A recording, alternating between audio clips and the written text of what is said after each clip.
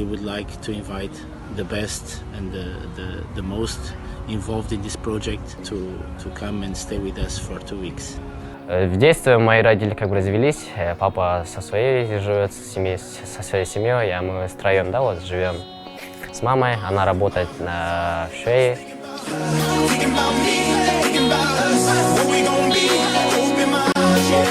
Я сказал своим родным, что я брошу футбол. Тетя сказала, просто тренируйся, как сказал твой тренер, иди к своей цели.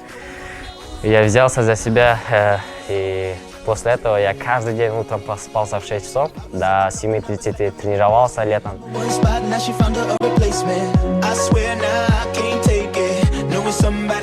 Футболист из Казахстана, Куаныш Абдулаев, снял видеообращение, что идет марафон, и что как бы лучшие из лучших попадут на 2-недельную тренировку в Португалию. Я подумал, может попробовать, если получится, то да, а если нет, то не судьба, да, вот.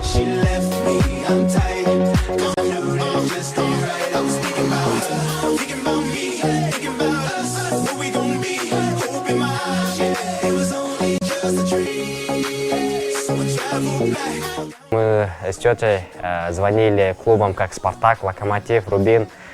Мне тогда 18 лет, они говорили, что это поздно, сейчас уже 17-летние уже выпускники на профессиональном уровне. Ну, это было разочарование для меня. Я думал, вообще я не стану, не достигну своей цели.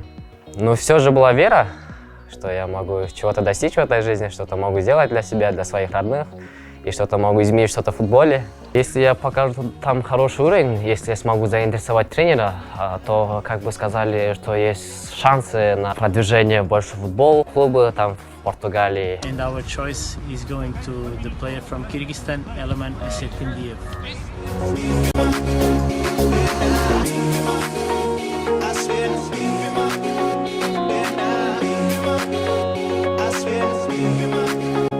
Из Казахстана, из Германии там организаторы написали и сказали, как бы помогут, чем могут, да, вот, и они сказали мне заинтересовать как бы себя, да, вот, спонсоров, да, вот, чтобы они нашли мне спонсора, который мог бы помочь, да, вот с этим.